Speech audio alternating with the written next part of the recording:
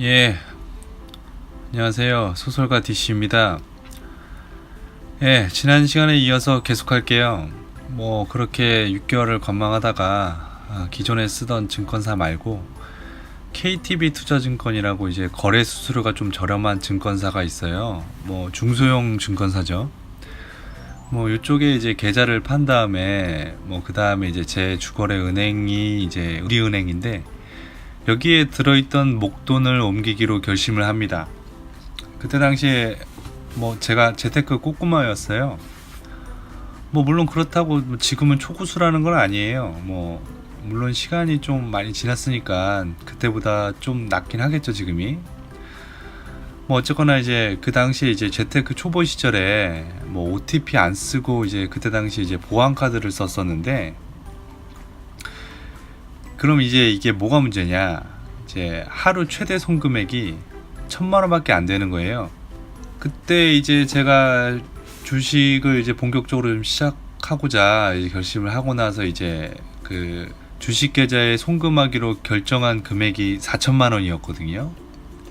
근데 이제 하루 최대 송금액이 1,000만원밖에 안 되니까 이게 한 번에 송금이 안 되는 거예요. 심지어 1회 최대 송금액은 이제 500만원 밖에 안 돼가지고 하루 최대 송금액인 1,000만원을 송금하려면 두 번에 나눠 송금해야 됐어요. 심지어 저는 그걸 했어요. 그렇게. 어쩌거나 그래서 이제 그렇게 이제 17년 2월부터 이제 3월까지 이제 약 4일에 걸쳐가지고 하루에 1,000만원씩 총 4,000만원을 입금합니다. 뭔가 좀 간지나지 않나요? 이제 도끼가 된 것 같고 막. 예. 어쩌거나 그렇게 이제 입금한 금액으로 SK 하이닉스를 매수하게 됩니다. 여기서 지금 생각해보면 그때 당시에 제가 나름 좀 그래도 좀 했다라고 생각하는 게 뭐냐면, 한 종목, 즉 SK 하이닉스죠. 그 SK 하이닉스에 몰빵을 하지 않았어요. 그러니까 그때 당시에도 리스크를 막 분석해가지고 이제 나름 계산기를 튕긴 거예요. 이제 투자 포인트를 이제 3가지 트랙으로 이제 나눴습니다. 그러니까 그 입금 금액을 이제 대상처를 나눈 거죠. 그러니까 어떻게 했냐? 그러니까 이제 자본의 3분의 1은 SK 하이닉스를 매수를 하고, 또 3분의 1은 기존에 들고 있던 우리사주, 원래 요게 이제 다른 증권 계좌에 있었는데 이제 여러 개 쓰려니까 이제 관리하기가 불편하잖아요. 그래가지고 이제 이쪽 증권 계좌로 옮겼어요. 근데 이제 이 종목이 계속 올라가고 이제 괜찮으니까 여기다 이제 불을 탄 거예요. 지금 생각해보면 조금 미친 짓이었는데 그때는 제가 눈이 좀 돌았어요. 왜냐, 이 계속 올라가니까. 계속 올라가는 걸 보고 있는데 형님들은 불을 안 타겠습니까? 이거 안 탈 수가 없는 거예요, 이건. 그리고 이제 마지막 3분의 1. 이제 그때 당시가 이제 대선 당시라서, 이제 대선 때는 역시 대선 테마주죠. 이 대선 테마주에 환매를 돌렸습니다.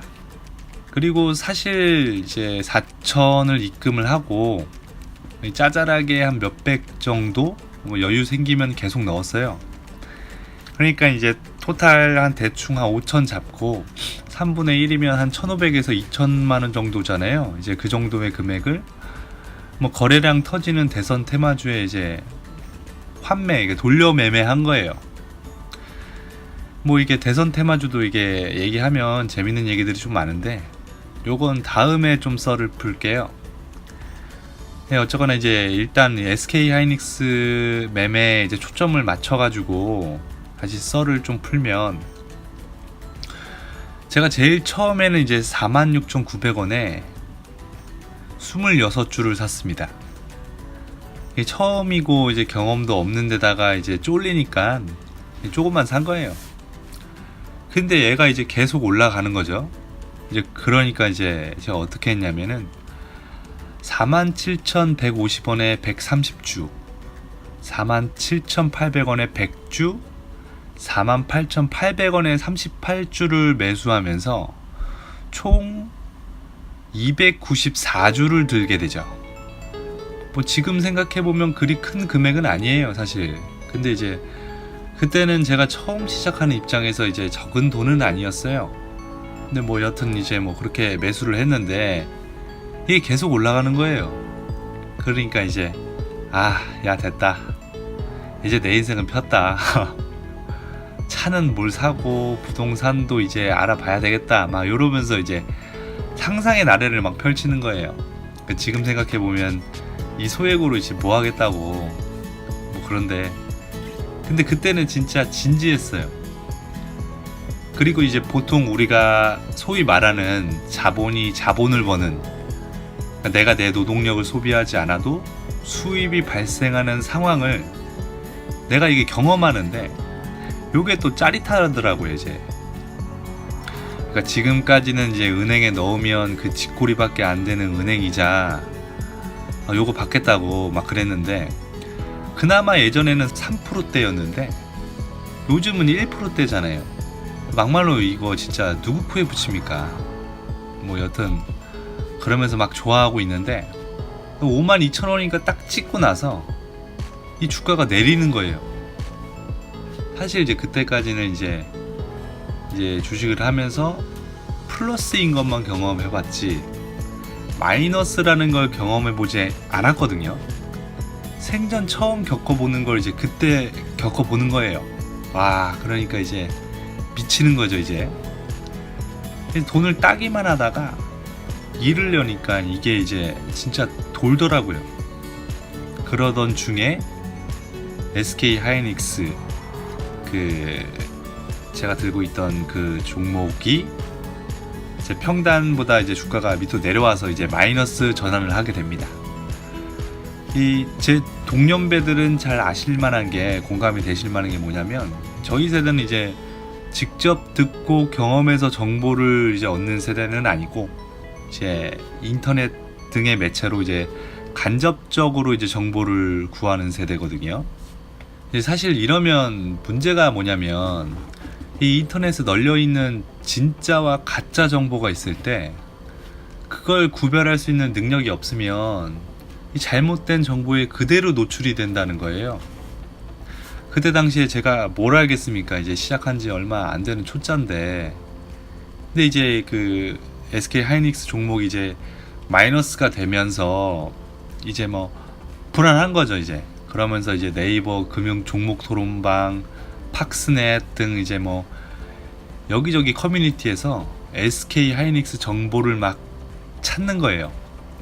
그러면서 이제 찬티가 안심시키는 말 적어놓은 거 보면 괜히 또 안심이 되고, 뭐 안티가 글 써놓은 거 보면 막 괜히 불안해지고 막 그렇게 됩니다. 근데 웃긴 게, 어떤 누가 자신의 시간, 전기세, 노동력을 쏟아가면서 자신의 일면식도 없는 사람들을 위해서 야, 네가 걱정되니까 말해주는 거야, 빨리 팔고 지금이라도 있는 돈 건져 라고 친절하게 지도해 주겠습니까? 리딩비를 받는 것도 아닌데. 심지어 나는 6개월 동안 이제 해당 종목을 분석하고 야 됐어 라고 결정하고 이제 막 종목을 매수를 했는데, 막상 마이너스가 되니까 이제 그랬던 기억이 안 나요. 기억이 나지 않습니다. 참 어떻게 보면 이제 순진하기도 했고, 그러면서 이제 약간 멘탈이 붕괴되는 뭐 그런 상황이 됐죠. 결국 이제 3월 말쯤에 딱 바닥치고 이제 반등하는 타이밍쯤에 이 평단 근처에서 뭐 소액 뭐 손절하게 됩니다. 근데 이제 웃긴 게, 이제 참 내가 파니까 그 다음부터 이제 바로 SK 하이닉스가 치고 올라갔죠. 뭐 다들 잘 아실 거예요. 뭐 전고점을 돌파하면서 이제 유례없는 상승장을 대표해서 이끌게 됩니다. 그걸 보면서 제가 얼마나 속이 쓰렸겠습니까? 좀 뭐 차트를 한번 봤는데 뭐 올해 5월에는 97,000원까지 찍었었네요. 뭐 제가 그때까지 들고 있었으면 2배 먹었겠죠. 여러분, 요게 주식이에요. 요게 주식이 이런 겁니다. 뭐 여튼 뭐 처음 매수한 종목이었던 뭐 6개월 동안 공부하고 또 공부하고 이렇게 매수했던 SK 하이닉스는 결국에 손절로 끝나게 됩니다.